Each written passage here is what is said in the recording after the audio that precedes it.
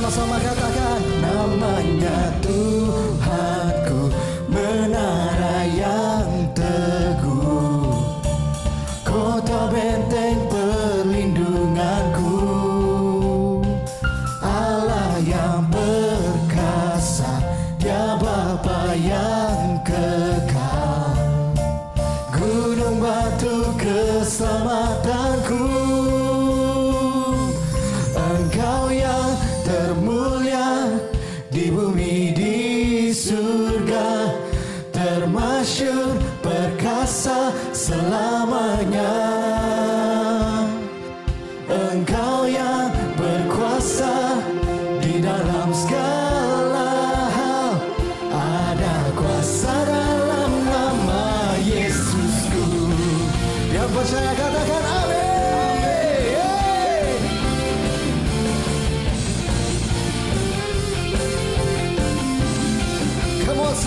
Namanya Tuhanku, menara yang teguh, kota benteng perlindunganku, Allah yang perkasa,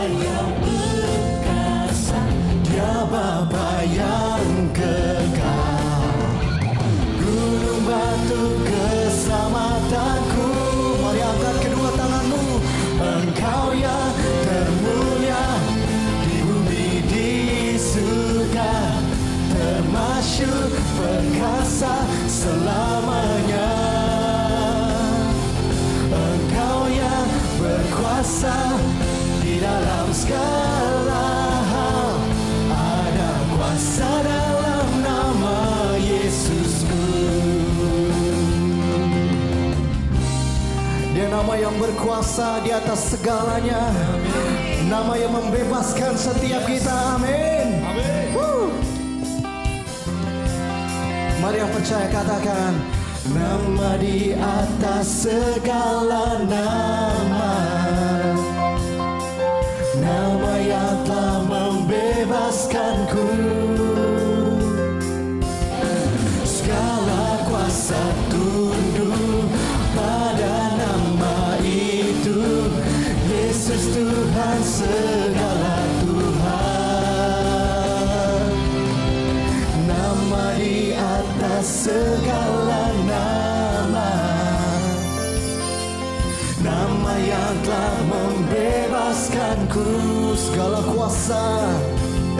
segala kuasa tunduk pada nama itu, Yesus Raja segala raja. Engkau yang termulia di bumi di surga, termasyhur perkasa selamanya.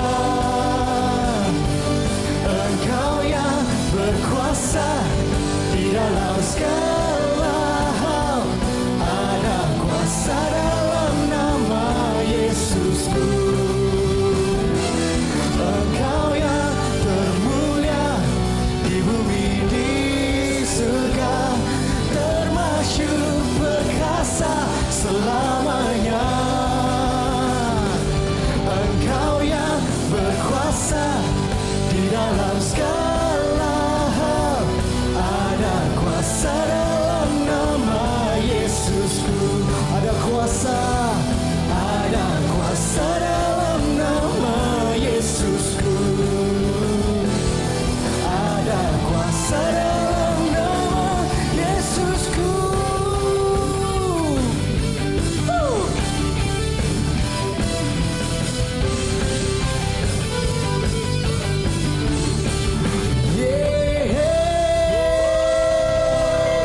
Berikan tepuk tangan yang meriah sekali lagi. Haleluya. Haleluya. Semua percaya bahwa Tuhan kita adalah Allah yang dahsyat. Amin. Siapa yang percaya bahwa kuasa kebangkitannya ada dalam kita, katakan amin. Mari sama-sama kita bersorak buat Tuhan.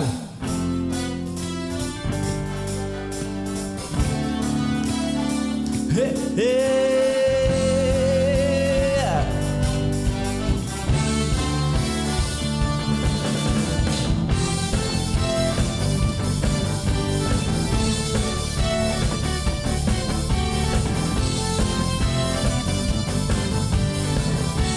percaya sama-sama kita katakan. Pelukis cakrawala, merangkai jagat raya, pencipta alam semesta, pemilik kehidupan, pemilik kehidupan yang sanggup menyelamatkan, dialah jalan kebenaran. Oh, kami rindukan kuasa lawatan-Mu, kebangkitan pasti terjadi. Oh, oh, oh, datanglah dan bertata, kuat dan berkuasa, saat hati bersatu menaikkan pujian, belenggu dipatahkan, mujizat dinyatakan. Sama-sama katakan, great is our God. Hey. Oh, yeah.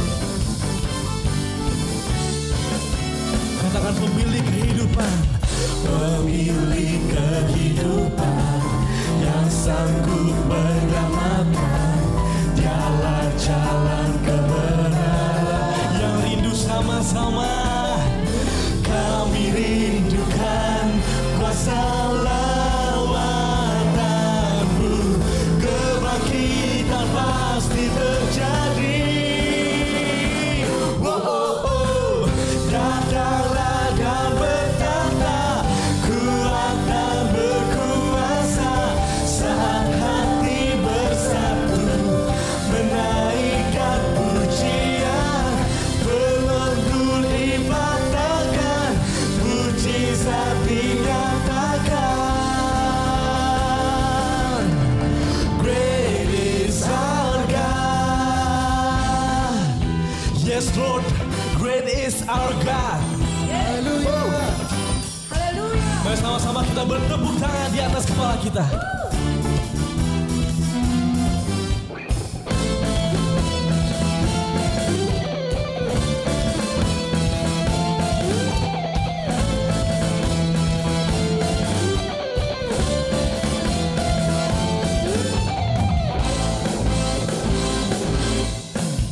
Yang percaya boleh katakan, kami rindukan kuasa lawatan-Mu, kebangkitan pasti terjadi. Oh, oh, datanglah dan bertata, kuat dan berkuasa, saat hati bersatu menaikkan pujian, belenggu dipatahkan, mujizat dinyatakan. Great is our. Sekali lagi, datanglah dan bertata, kuat dan berkuasa, saat hati bersatu menaikkan pujian, belenggu dipatahkan, mujizat dinyatakan. Great is our God. Berikan sorak-sorak yang meriah. Haleluya. Yes Lord. Yes, Lord Jesus, haleluya. Mari sama-sama persiapkan hatimu. Kita akan masuk dalam hadirat Tuhan. Kita akan menyembah Tuhan. Haleluya.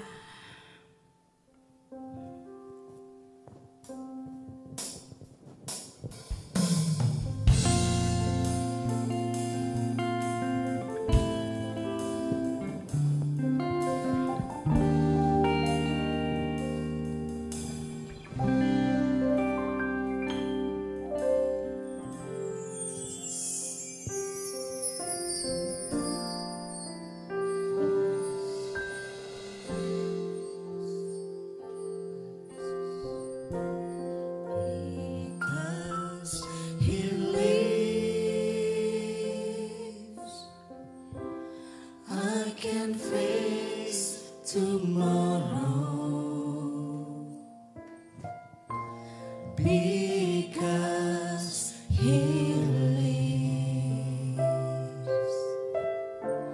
All fear is gone because I know He holds the future, and life is worth the living just because He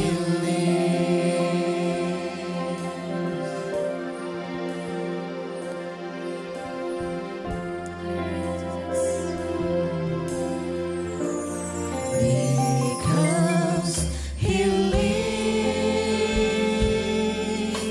lives, I can face tomorrow.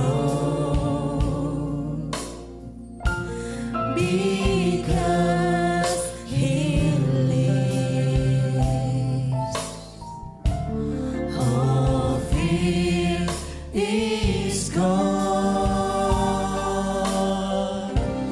Because I know He holds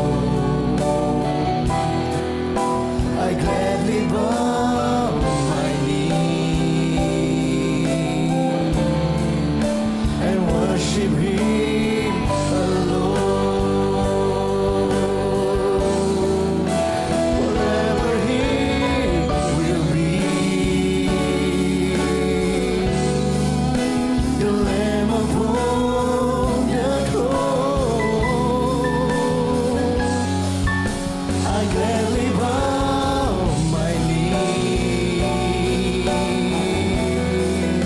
and worship Him alone. Mari sama-sama kita bangkit berdiri katakan, forever He will be the Lamb upon the throne. I gladly bow my knee and worship Him alone. I gladly bow my knee and worship Him alone. I gladly bow my knee and worship Him alone.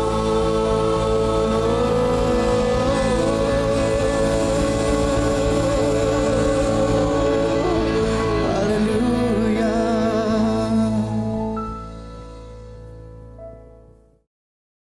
Shalom jemaat JKI IHK dimanapun berada, Christopher Tapi Heru di sini. Senang banget dapat kesempatan yang indah untuk bisa membagikan isi hati Tuhan di hari Paskah yang berbahagia ini.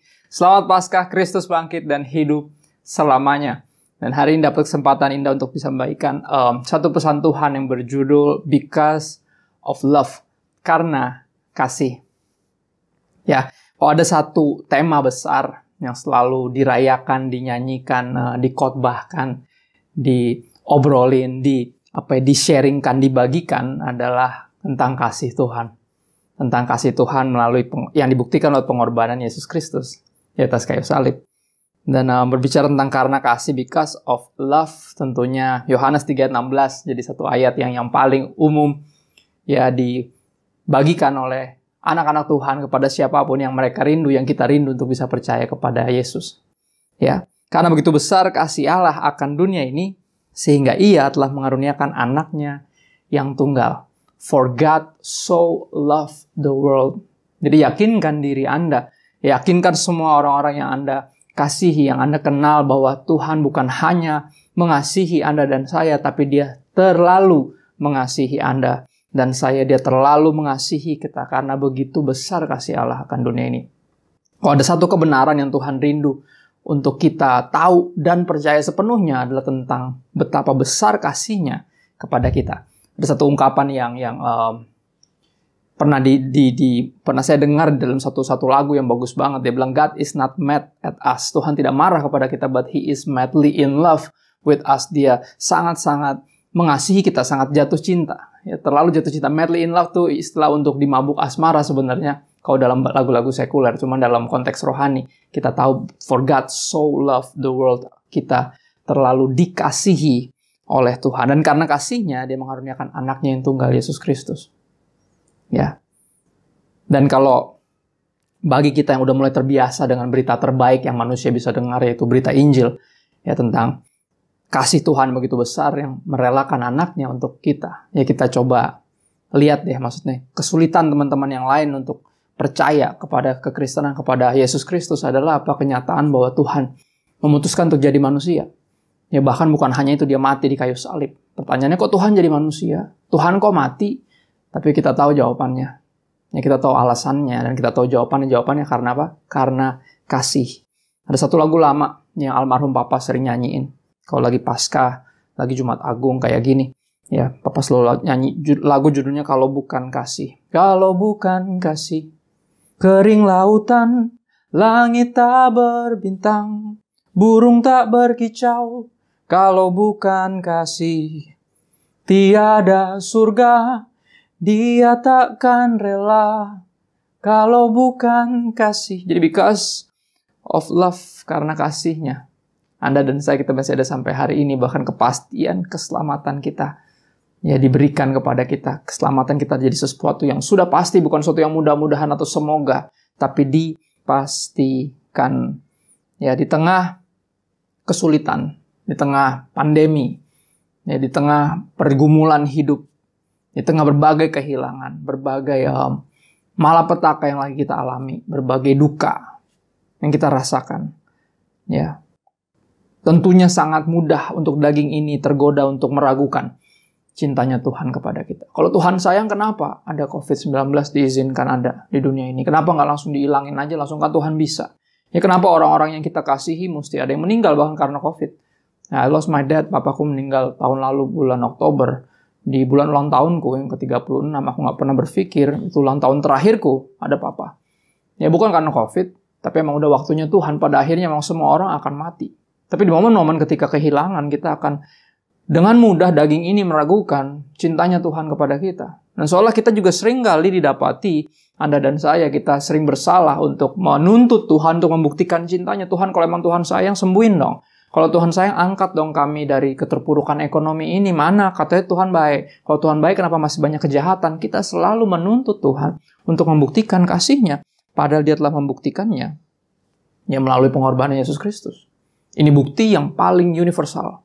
Bukti yang paling real. Yang pasti ada di hadapan kita. Tercatat di sejarah. Bukti yang jelas-jelas ada di hadapan kita. Ya, ketika dalam sebuah persidangan misalnya, ketika ada biasanya hakim akan bertanya, ada buktinya nggak? Ya orang ini bersalah atau orang ini tidak bersalah, ada buktinya nggak? Minimal ada rekamannya, kalau perlu, kalau bagus ada videonya. Jadi biar bisa dilihat, mana buktinya. Dan cintanya Tuhan kepada kita, walaupun Tuhan tidak bisa kita lihat, tapi dibuktikan lewat pengorbanan Yesus Kristus. Ya, kita masuk ke poin kedua tentang bukti kasih. Ya, yang pertama karena kasih, because of love. Yang kedua ada proof of love, bukti kasih. 1 Yohanes 4 ayat 9. Dikatakan seperti ini dengan sangat sederhana. Dalam hal inilah, melalui inilah kasih Allah dinyatakan di tengah-tengah kita. Dinyatakan artinya dibuat menjadi nyata, atau bahasa lainnya yang tadi saya sebut, dibuktikan. Ya, dalam hal inilah kasih Tuhan dibuktikan di tengah-tengah kita, yaitu bahwa Allah telah mengutus anaknya yang tunggal ke dalam dunia supaya kita hidup olehnya. Siapa dia? Yesus Kristus. Ayat 10, lanjutannya, this is love. Inilah kasih itu, bukan kita yang telah mengasihi Allah, tapi Dia yang telah mengasihi kita, ya, dan memberikan kepada kita anaknya, mengorbankan anaknya, mengutus anaknya sebagai pendamaian bagi dosa-dosa kita. Ya, gimana cara Dia memperdamaikannya? Dengan mati di kayu salib. Dia yang tidak mengenal dosa, dijadikan dosa karena kita, supaya kita, Anda dan saya, dibenarkan oleh Allah. And this is the proof of His love. Ya, sekali lagi saya akan mengingatkan siapapun kita yang mengaku Kristen, kita punya alasan yang berbeda untuk bersukacita dan tetap bertahan, terus bersukacita senantiasa, yang orang dunia nggak punya. Yaitu apa? Kasih Tuhan yang terbukti. Kita nggak meragukan cintanya Tuhan walaupun hidup kita sulit, walaupun kita masih punya penyakit kronis yang belum disembuhkan atau bahkan tidak disembuhkan oleh Tuhan. Kita juga mengalami berbagai kehilangan di sepanjang 2020 dan 2021. Tapi kenyataan hidup itu nggak membuat kita meragukan cintanya Tuhan. Kenapa? Karena kita punya bukti yang paling jelas bahwa Tuhan sangat mengasihi kita. Ya apa? Pengorbanan Kristus. Kau telah buktikan cintamu padaku. Kau membayarku dengan hidupmu. Ku bersyukur yang ada padaku. Semuanya milikmu, ku persembahkan seluruh hidupku di mezbahmu. Kita punya bukti yang paling jelas. Jadi adalah sebuah kekonyolan gitu kalau orang Kristen gagal bersyukur. Anak Tuhan gagal bersyukur. Karena kita punya alasan bersyukur yang dunia nggak punya. Alasan percaya bahwa Tuhan mengasihi kita, sebuah bukti yang tidak bisa disangkal. Yaitu apa? Pengorbanan Yesus Kristus bagi Anda dan saya. 1 Korintus 15 ayat 14 dan 17 kita akan melihat bukti kasih, atau lebih tepatnya bukti bahwa Kristus layak dipercaya. Ya, bahwa kekristenan ini bukan satu agama baru yang gimana gitu, tapi ini satu kenyataan yang harus diterima. Ya, sebuah kebenaran yang harus dipercaya karena ini kenyataan yang mesti diterima. Ya, kenyataannya adalah apa? Ini tercatat di sejarah, baik kematian Kristus di kayu salib. Jadi siapapun yang menentangnya nggak bukan ribut sama orang Kristen. Ini bukan masalah apologetik, ilmu membela iman. Bukan. Ya, ini kenyataan sejarah, tercatat di sejarah. Ya, kematian Kristus, bahwa dicatat benar-benar yang mati di kayu salib tanpa dosa itu. Ya, sejarah Romawi juga mencatat itu. Ya, ada orang yang pernah disalib tanpa dosa. Yesus Kristus. Ya. Dan ini bukti sejarah, berarti kita punya bukti. Jadi kalau nggak percaya pengorbanan Kristus atau kematian Yesus di kayu salib, silakan berantem sama sejarah. Karena di kalender pun ada. Ya, disebutnya dengan Good Friday, hari Jumat Agung, kematian, wafatnya Isa Al-Masih, kematian Yesus Kristus. 1 Korintus 15 ayat 14 dan 17. Rasul Paulus berkata seperti ini, tetapi andai kata Kristus tidak dibangkitkan, nah ini bicara bukan hanya pengorbanannya, tapi tujuan dari pengorbanan itu adalah apa? Dengan kebangkitannya dia menunjukkan bahwa dia mengalahkan maut. Ya, Paulus bilang, kalau Yesus cuma mati dan nggak bangkit, sia-sia pemberitaan kami.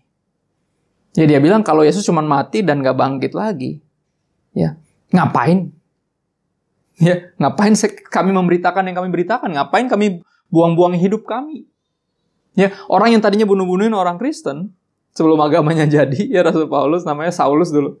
Ya, dia rela rela mati untuk memberitakan Kristus, ya, pengorbanan dan kebangkitan Kristus, karena hidup dia diubahkan, ya, karena dia tahu ini dia kebenarannya, this is the truth that will set you free, that will set us all free. Ini kebenaran yang akan memerdekakan Anda dan saya semua dari kita. Tapi Rasul Paulus bilang gini, kalau Yesus cuma mati dan nggak bangkit lagi, apa bedanya sama para pendiri, dalam tanda kutip pendiri agama yang lain? Karena Yesus nggak mendirikan agama yang baru. Kalau kita belajar sejarahnya, dia nggak bawa agama yang baru. Dia buat jalan, dia nggak kayak tawarin, oh lewat sini, lewat situ, nunjukin jalan. Nggak, dia bilang, I am the way, saya jalannya. I have to do this, I have to die for you all. Saya harus mati untuk kalian semua supaya kalian bisa hidup. This is the way, ini jalannya, akulah jalan kebenaran dan hidup. Nggak ada yang sampai kepada Bapa kalau tidak melalui aku. Dan Rasul Paulus bilang ini, kalau dia cuma mati dan nggak bangkit, bedanya apa? Semua yang berawal di rahim akan berakhir di kubur. Tetapi Kristus tidak berakhir di kubur. Dia bangkit pada hari yang ketiga setelah penyalipannya. Dan setelah kematian dia bangkit. Artinya dia membedakan, differentiate, langsung membedakan secara kontras antara Kristus dengan para pendiri agama yang lain yang makamnya sampai hari ini masih dijadikan tempat ziarah. Tapi Yesus juga makamnya dijadikan tempat ziarah, Pak Pendeta. Ya, kalau kita ke Yerusalem, ke Israel sana, nanti diajakin kok bareng meturnya ke kubur Yesus. Tapi benar atau benar? Ya kan, di kubur Yesus ada tulisannya, di kuburnya kosong, ada tulisannya, He is not here, He has risen. Dia tidak ada di sini, Dia telah bangkit. Dan benar atau benar, ini seringkali kita anggap, oh ini buktinya tuh, kuburnya kosong loh. Ya, kuburnya kosong. Nah, artinya apa? Ini yang Rasul Paulus bilang. Ya, Rasul Paulus bilang dengan sederhana, kalau Yesus cuma mati, nggak bangkit lagi, bedanya apa? Sia-sia pemberitaan kami, sia-sia semua khotbah yang pernah dikhotbahin, termasuk yang ini, yang lagi saya sampaikan kepada Anda. Ya, sia-sia semua lagu rohani yang pernah diciptakan. Kalau Kristus cuma mati dan nggak bangkit lagi. Ya, dan sia-sia juga kepercayaan kamu. Benar atau benar Anda dan saya bisa percaya karena kita mendengar berita Injil. Nah, kalau Yesusnya cuma mati dan nggak bangkit lagi, where is the good news? Di mana? Dia nggak menang lawan apa-apa berarti, tapi kebangkitan Kristus. Ya, yang membuat kita merayakan this Resurrection Sunday, ya, Minggu Kebangkitan. Kenapa perayaan kita mengibadah di hari Minggu? Kenapa? Karena Yesus bangkit di hari Minggu. Salah satu alasan historisnya itu seperti itu. Ya kan, dari turun-temurun orang tahunya hari Sabat itu Sabtu. Walaupun Sabat artinya istirahat, tapi emang jadi dasar dari kata Sabtu. Kenapa kita rayain hari Minggu? Ya karena merayakan kebangkitan Kristus. Makanya saya sering memplesetkan Happy Sunday dengan S-O-N, bukan S-U-N-D-A-Y, tapi S-O-N-D-A-Y, Sunday, the day of the sun, lahirnya atau bangkitnya, hari di mana bangkitnya sang anak. Resurrection Sunday, kebangkitan. Hari Minggu kebangkitan, seperti ini, Paskah yang kita rayakan. Ya, Passover yang kita rayakan. Easter yang kita rayakan, apapun itu istilahnya, right? Dia bilang ini, kalau Kristus nggak dibangkitkan, sia-sia pemberitaan kami, nggak ada gunanya. Dan kalau pemberitaannya aja sia-sia, dan begitu pun juga kepercayaan kamu. Ya, kepercayaan kita tidak berdasar kalau Kristus cuma mati dan nggak bangkit lagi. Di ayat 17 lebih jauh lagi Rasul Paulus bilang, jika Kristus tidak dibangkitkan, maka sia-sialah kepercayaan kamu. Dan kepercayaan yang kayak gimana sih Pak yang sia-sia itu? Ya, bukankah itu modal kita modal percaya. Oh ya, kepercayaan yang sia-sia itu kepercayaan yang seperti ini loh. Yang tidak mampu mengeluarkan kita dari kehidupan di dalam dosa. Ayat 17 bilang, kalau Kristus nggak bangkit, sia-sia kepercayaan kamu. Kenapa? Karena kamu masih hidup dalam dosamu. Ya, jadi gini, mungkin kita berpikir, oh saya punya banyak argumen untuk menjelaskan, membuktikan kebangkitan Kristus. Secara historis, secara teologis. Tapi yang orang paling pengen lihat adalah apa? Yang membuat bahwa berita ini nggak kayak berita hoax adalah apa? Kehidupan kita. Kehidupan kita. Ini kalau orang yang percaya Yesus, beriman kepada Kristus yang katanya udah pasti selamat ini, tapi hidupnya nggak ada perubahannya, masih hidup dalam dosanya, ya kita seolah memberikan sinyal atau berita bahwa ini nggak benar, kekristenan ini nggak benar kok. Ya, karena kenyataannya Kristus dibangkitkan. Ya, jadi please jangan hidup seperti berita yang kita percaya. Dasar iman kita ini satu hoax, satu kebohongan. Ya, kalau Kristus dibangkitkan mestinya apa? Nggak sia-sia pemberitaan, nggak sia-sia kepercayaan, dan mestinya kita nggak lagi hidup dalam dosa. Nah, ini isunya.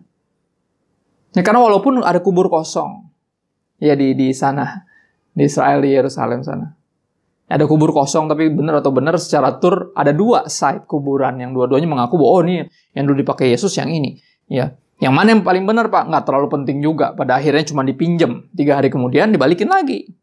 Ya, paling mana yang benar cari aja yang masih ada isinya. Isinya siapa yang punya? Ya, Yusuf Arimatea yang pinjemin kuburannya. Karena Pak Yesus cuma pinjem 3 hari terus dia bangkit lagi. Nah, jadi bukan itu bukti yang paling kuat. Bukti yang paling kuat adalah kubur kosong yang mana? Bukan kubur yang itu. Tapi kubur apa? Kubur yang mana? Kubur yang kita tadinya ada di situ, padahal kita belum mati. Ya, saya akan tutup dengan ini, berbicara tentang kebangkitan Kristus. Ya, di hari Paskah yang berbahagia ini, saya akan tutup dengan apa yang saya sebut dengan kuasa kasih. Kuasa kasih. Ya, saya akan tutup dengan ini, saudara. Ini sesuatu yang cukup familiar dengan kita, kisah orang gila dari Gadara. Ya, ada seorang kerasukan, banyak sekali setan di Gadara. Ya. Ada, pasti tanya siapa namanya, dibilang legion. Berarti banyak sekali setan yang masukin. Ketika setan diusir, merasuki 2000 ekor babi. Berarti orang ini kemungkinan besar kemasukan 2000 setan. Banyak sekali. Tidak ada yang berhasil menjinakkan dia. Ya, dirantai, diikat, diapain, semuanya dipatahin, dihancurkan. Orang ini liar seliar-liarnya. Ya, dia tinggal di kuburan, padahal belum mati. Telanjang, memukuli dirinya dengan batu. Ya, ciri-ciri orang gila, ciri-ciri orang kerasukan setan. Tapi ini yang menarik. Ketika Yesus hadir, Yesus mengajar murid-muridnya untuk mengorbankan, ya, mempertaruhkan nyawa mereka untuk memperjuangkan satu jiwa. Mereka hampir mati tenggelam di perjalanan ke daerah Gadara, benar ya? Dan mereka sempat berpikir, nih kita udah hampir mati tenggelam, nih pasti bahkan KKR besar-besaran, ribuan orang yang datang. Karena sebelumnya mereka memberi makan, Tuhan Yesus memberi makan 5.000 orang. Laki-laki dengan 5 roti dan 2 ikan. Mereka berpikir, ini pasti rame nih, kita hampir mati soalnya. Hampir mati tenggelam. Ya, Yesus sampai menenangkan danau dan angin. Ya. Dan ternyata cuma buat 1 orang. Mengajarkan kepada Anda dan saya bahwa harga 1 jiwa itu sangat mahal. Dan layak diperjuangkan. So, jangan heran ketika Anda punya teman, punya saudara, punya gembala, ya, punya teman gereja yang nggak rela Anda tuh terus hidup dalam dosa. Ya, nggak rela Anda tuh menjauhkan diri dari pertemuan ibadah. Ya, nggak kebaktian, walaupun lagi nggak bisa ke gereja, tapi tetap, ayo jangan lupa nih linknya, ya ini linknya nanti, ini ada Zoom-nya juga, ada di YouTube juga, oke. Kita pengen banget, kenapa? Karena harga 1 jiwa itu sangat layak untuk diperjuangkan, dan harga terlalu mahal, lebih mahal dari 2000 ekor babi. Yang kalau satu babi anggap kalau di daerah di Papua kan babi sangat berharga, saudara. Ya mungkin 1 juta, anggap aja itu sekitar 2 miliar berarti pertobatan orang gila ini. Sampai membuat Yesus habis itu diusir. Yesus dan murid-muridnya diusir dari situ. Kenapa? Karena kerugian besar dari para pengusaha peternakan babi itu. Kan 2000 ekor jemplung ke jurang semua. Bayangin aja tuh. Tapi apa? Ini yang menarik. Dan ini yang paling powerful. Karena gini, kubur kosong ya. Untuk lagu ini terkenal. Di hari Paskah pasti dinyanyiin. Anak Allah, Yesus namanya. Menyembuhkan, menyucikan. Bahkan mati tebus dosaku. Kata-kata ini. Kubur kosong membuktikan. Dia hidup sebab dia hidup. Ada hari esok sebab dia hidup. Ku tak gentar karena ku tahu dia pegang hari esok. Lirik ini. Hidup jadi berarti sebab Yesus hidup. Kubur kosong membuktikan Yesus hidup. Bukan kubur yang di Israel Yerusalem situ. Yang jadiin tempat ziarah. Kayak kubur-kubur tokoh-tokoh agama yang lain, pendiri-pendiri agama yang lain. Bukan. Kubur yang mana? Kubur yang ini.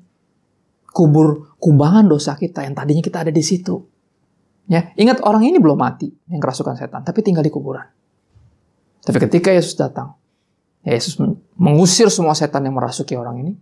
Dan orang ini dipulihkan sedemikian rupa. Dan ketika orang mencari orang gila ini di kubur, mereka nggak akan ketemu lagi. Kenapa? Karena orang gila ini udah nggak lagi gila. Dia udah nggak tinggal di kuburan lagi. Artinya apa? Ada satu kubur yang kosong. Yang mesti kosong karena kebangkitan Kristus. Yaitu kubur yang tadinya Anda dan saya hidup dalamnya. Artinya kehidupan kita di dalam dosa. Hidup lama kita. Kalau orang cari kita di tempat prostitusi misalnya. Ya, di klub malam di mana kita biasa mabok. Dan nggak jelas ngapain. Ya, di tempat di mana kita biasanya berbuat dosa, orang cari lagi kita ke sana, mereka nggak akan menemukan kita. Mereka menemukan kita sekarang ada berada di bawah kaki Tuhan. Ya, di dalam pelayanan. Melayani. Beribadah sungguh-sungguh. Ya, kita ditemukan di mana? Di antara keluarga kita. Nggak lagi jadi suami yang nggak tahu ada di mana. Nggak pernah di rumah. Mondar-mandir. Nggak.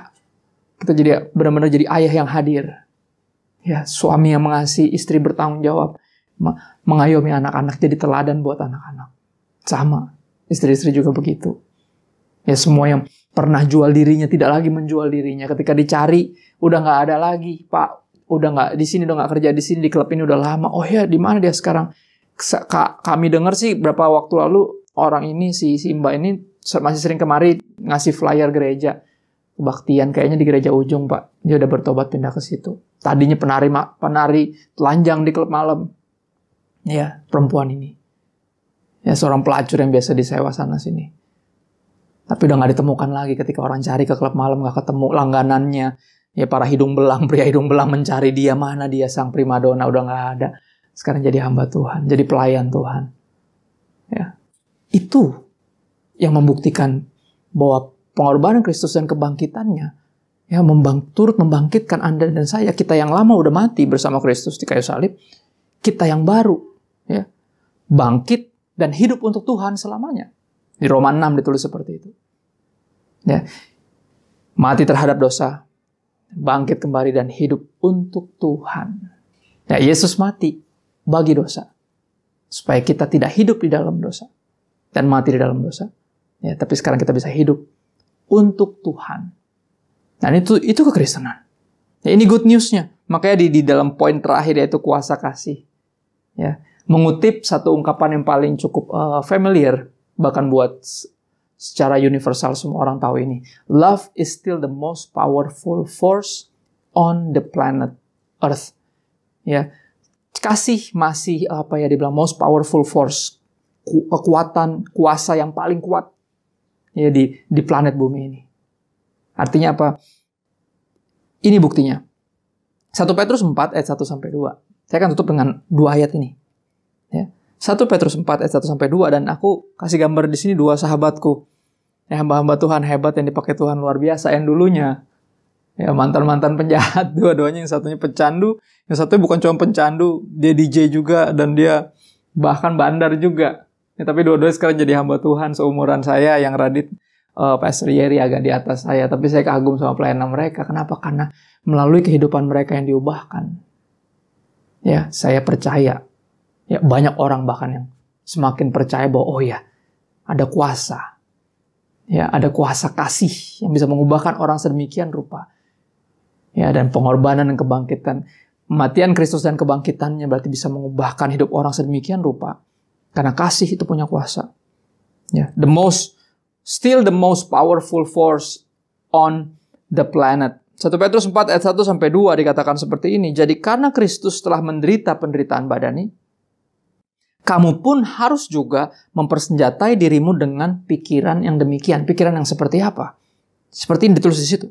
Ya. Barang siapa telah menderita penderitaan badani, ia telah berhenti berbuat dosa. Pikiran di sini, saya pakai, kalau kita baca di Alkitab Amplified Bible, AMP, Amplified Bible ditulis bahwa gini, pikiran yang punya pandangan seperti ini. Lebih baik menderita daripada gagal menyenangkan hati Tuhan. Ingat di Yohanes 3 ayat 34, Yesus berkata, makananku ialah menyelesaikan pekerjaannya dia sampai akhirnya. Ya, itu kesuksesan bagi saya. Ya, persenjatai pikiran kita dengan pikiran Kristus. Lebih baik menderita daripada gagal menyenangkan hati Tuhan. Ya, karena barang siapa telah menderita penderitaan badani, barang siapa telah menyalipkan daging dengan segala keinginannya. Artinya ketika kita lagi belajar untuk tidak ngikutin daging kita, rasanya nggak enak. Kita terbiasa untuk melampiaskan hawa nafsu kita. Ngikutin apa yang kita inginkan. Tapi ketika kita mulai menyangkal diri, kita tahu bahwa ini nggak enak. Tapi apa? Barang siapa telah menderita penderitaan badani, ia telah berhenti berbuat dosa. Ya, ketika saya bertobat sungguh-sungguh baca Alkitab sendiri, saya coba cari gimana cara bisa berhenti berbuat dosa. Ternyata dengan hidup bagi Tuhan. Ya, dengan menyangkal diri, dengan gak ikutin segala hawa nafsu, hasrat kita yang salah. Kita lawan. Ya, kita ikutin justru kehendak Tuhan. Kita taat sepenuhnya walaupun masih susah. Kita latih diri kita untuk beribadah, kata Rasul Paulus. Dia pakai istilah gymnasto. Yang kata dasarnya dipakai buat gimnastik, untuk berlatih. Karena kita tidak terlatih beribadah, tidak terlatih melayani. Kita terlatihnya itu, terbiasanya itu berbuat dosa. Jadi ketika kita mulai taat, mulai hidup kudus, rasanya nggak enak buat daging, tapi itulah cara untuk berhenti berbuat dosa. Ya, kita mengingat penderitaan badani yang Yesus alami. Ya, kita nggak perlu, belum sampai mencucurkan darah, kata kitab Ibrani. Ya, dalam perlombaan iman, dalam pergumulan kau melawan dosa. Ibrani 12 ayat 4, kamu belum sampai mencucurkan darah, tapi Kristus sudah mencucurkan darah untukmu. Dan please, hiduplah, sangkal dirimu, pikul salibmu. Ya, latih dirimu beribadah sedemikian rupa. Lawan semua hasrat itu, jangan diikutin. Ayo, ya. Penderitaan ini tidak sia-sia, kenapa? Karena barang siapa telah menderita penderitaan badani, ia telah berhenti berbuat dosa. Ayat 2 bilang, supaya waktu yang sisa jangan kamu pergunakan menurut keinginan manusia, tapi menurut kehendak Allah. Saya bertobat di umur 24 tahun. Sekarang tahun ini hampir 37 tahun. Belum balik modal, tapi at least ini yang saya hidupi. Ya, saya tahu saya juga pernah sehancur siapapun yang pernah hancur. Ini 2 contoh yang paling powerful. Kuasa kasih mengubahkan hidup seseorang. Dan Anda berdiri di hadapan salah satu penjahat juga. Yang diubahkan oleh Kristus. Sehingga bisa jadi hamba Tuhan. Ya, dan saya percaya siapapun yang lihat pesan ini. Yang percaya bahwa ada kuasa yang kuat yang bisa mengubah hidup kita. Ya, dan kuasa ini saya akan sebut sebagai menjelma menjadi satu pribadi yang hidup sempurna ganti hidup kita yang berantakan dan mati sebagai tumbal. Menggantikan kita yang mestinya tergantung di kayu salib. Dan 3 hari kemudian dia bangkit dari kematian. Menyatakan bahwa maut telah dikalahkan. Oh, barang siapa percaya kepadanya akan hidup walaupun dia udah mati. Nah, ini yang saya harapkan bisa membangkitkan semangat kita. Sebab dia hidup ada hari esok. Ya. Sebab dia hidupku tak gentar. Apapun yang terjadi di depan gak boleh kita takut. Karena kita tahu dia pegang hari esok. Hidup jadi berarti. Ya, kita tidak lagi hidup sia-sia. Mempergunakan hidup kita menurut keinginan manusia. Tapi menurut kehendak Tuhan. Hidup jadi berarti sebab Kristus hidup. Dan biar kubur kosong itu membuktikan bahwa Kristus hidup. Biar hidup kita membuktikan bahwa iman kita ini bukan hoax. Iman kita ini sungguh-sungguh. Bahwa inilah kebenaran. Kebenaran yang kita percaya. Dan kebenaran yang memerdekakan kita. Let me close us in prayer. Sekali lagi selamat Paskah. Ya, mudah-mudahan pesan ini ya cukup sederhana. Tapi tetap powerful. Dan bisa mengubahkan hidup Anda dan saya. Because of His love. Karena kasihnya. Ya, karena kasihnya. Dia sebagai bukti bahwa dia sungguh-sungguh mengasihi kita. Pengorbanan Kristus dan kebangkitannya. Ya, biar kebangkitan Kristus, kubur kosong Kristus juga menyebabkan kita berhenti hidup di kuburan walaupun padahal kita belum mati. Sekarang kita mulai hidup bagi Tuhan. Kita nggak lagi berkubang dalam dosa kita. Kita hidup bagi Tuhan. Ya, karena itulah bukti bahwa kasih ini berkuasa. Love is still the most powerful force on the planet. Kasih masih, cinta masih kuasa yang paling kuat. Ya, yang ada di dunia ini. Bahkan di alam semesta ini. Kita berdoa sebentar yuk. Tuhan Yesus bersyukur buat firman-Mu. Yang berdoa biar Roh Kudus tetap berbicara bahkan ketika hamba-Mu sudah berhenti berbicara. Biar firman yang keluar dari mulut Tuhan yang ditaburkan gak kembali sia-sia tapi jatuh di tanah hati yang tepat. Sehingga bisa bertumbuh dan berbuah apapun musimnya. Minta bantuan-Mu Roh Kudus untuk hidup dalam kekudusan. Untuk sungguh-sungguh merenungkan terus mengingat pengorbanan Kristus. Sehingga kami gak terus bikin dosa karena tahu dosa-dosa kami yang menyalibkan Kristus. Dan mampukan juga kami terus merayakan kebangkitan Kristus di setiap kehidupan kami. Sehingga waktu yang sisa ini kami sungguh-sungguh hidupi bagi Tuhan. Sehingga orang lain percaya bahwa Engkau adalah Tuhan ya Yesus Kristus. Kami minta bantuan Roh Kudus untuk hidup sesuai dengan kehendak Allah. Kepadamu ya Bapa yang baik di dalam nama Yesus. Amen. God bless you sekali lagi. Selamat Paskah. Stay safe and healthy. Tuhan, kami mengucap syukur untuk ibadah yang kami percaya Engkau hadir tengah-tengah kehidupan kami dan sedang mau mengubahkan kehidupan kami. Mengucap syukur untuk firman Tuhan yang sudah taburkan dalam kehidupan kami. Kami berdoa biar ada perubahan luar biasa yang terjadi dalam kehidupan kami. Dan biar dalam ibadah Paskah ini kami memaknai kembali kebangkitan yang sudah Tuhan kerjakan dalam kehidupan kami. Karena kebangkitan-Mu lah ya Tuhan, iman percaya kami menjadi teguh ya Tuhan. Kami mengucap syukur untuk hamba-Mu, Bapak Pendeta Christopher Tapehari sudah Kau kirimkan menjadi saluran berkat buat kami. Kau berkati kemanapun ia melayani menjadi saluran berkat yang luar biasa untuk setiap jiwa-jiwa yang dilayani. Kami mengucap syukur untuk setiap jemaat-Mu yang hadir dan menyaksikan ibadah live streaming ini ya Tuhan. Kiranya kasih Tuhan pun ada dalam kehidupan mereka. Mereka bisa kembali memaknai Paskah karena kasih Tuhan dalam kehidupan kami begitu luar biasa. Kami juga teringat untuk setiap hamba-hamba-Mu yang melayani di bawah gereja IHK ya Tuhan. Kami berdoa untuk gembala sidang kami Bapak Pendeta Paulus Ekodianto. Kami berdoa untuk setiap gembala cabang, gembala satelit ya Tuhan. Untuk setiap hamba-hamba-Mu yang melayani di bawah gereja IHK. Kiranya kasih Tuhan ada dalam kehidupan mereka. Dan kami mengucap syukur untuk bangsa di mana Engkau tempatkan kami. Kami percaya bukan secara kebetulan Engkau tempatkan kami di bangsa ini. Jadikan kami agen perubahan ya Tuhan. Jadikan kami alat-alat untuk membawa kebenaran firman Tuhan ditegakkan di bumi Indonesia ini. Kami mengucap syukur ya Tuhan. Dan sebelum kami menerima doa berkat, kami akan ucapkan kata-kata iman kami. Mari Bapak Ibu kita ucapkan kata-kata iman ini 3 kali. Dalam hitungan saya 1, 2, 3. Saya percaya saya adalah anak Tuhan yang penuh dengan kemuliaan Tuhan, hidup dalam kekudusan, sukses di dunia dan masuk surga. Saya percaya saya adalah anak Tuhan yang penuh dengan kemuliaan Tuhan, hidup dalam kekudusan, sukses di dunia dan masuk surga. Saya percaya saya adalah anak Tuhan yang penuh dengan kemuliaan Tuhan, hidup dalam kekudusan, sukses di dunia dan masuk surga. Tuhan, kami percaya hal ini akan terjadi dalam kehidupan kami. Dan sebelum kami kembali ke kehidupan kami masing-masing ya Tuhan, kami mau menerima doa berkat yang dilakukan oleh hamba-Mu. Jemaat Tuhan dimanapun Anda berada, kita sudah ikut ibadah bersama-sama dan kita sekarang mari bangkit berdiri. Kita akan akhiri ibadah kita siang hari ini. Haleluya, haleluya. Tengadakan wajahmu, buka kedua tanganmu.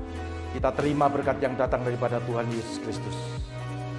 Jemaat IHK dimanapun engkau berada, sekarang terimalah berkat yang melimpah-limpah dari Allah Bapa, persekutuan dan kasih sayang dari Tuhan kita Yesus Kristus, penyertaan, penghiburan, serta kuat kuasa dari Allah Roh Kudus, menuntun, menyertai, memberkati, bahkan menjadikan kita semuanya kepala dan bukan jadi ekor, naik terus dan tidak akan pernah turun, mulai sekarang bahkan sampai selama-lamanya. Demi nama Tuhan Yesus Kristus, haleluya. Bersama dengan saya berkata, amin. Puji nama Tuhan. Saudara, saya menyampaikan selamat Paskah, selamat untuk kita bersama-sama bangkit dari keterpurukan bersama dengan kebangkitan Tuhan Yesus. Dan Tuhan Yesus memberkati kita semuanya. Salam IHK.